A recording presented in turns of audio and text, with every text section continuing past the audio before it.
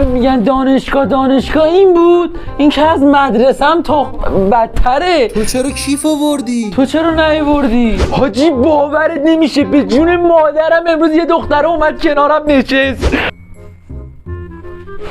تو که اصلا سیگاری نبودی، چرا داری دم دانشگاه سیگار میکشی؟ سیگار میکشم انگار خیلی گنگم، دخترا بهم نگاه کنن. تو رو پسرام نگاه نمیکنن، چه برسه دخترا. آقا باورتون میشه من بدونی که از استاد اجازه بگیرم بلند میشم میرم دستشویی؟ وای خیلی حس خوبیه. بابا تو مدرسه حداقل یه حق اعتراضی داشتیم.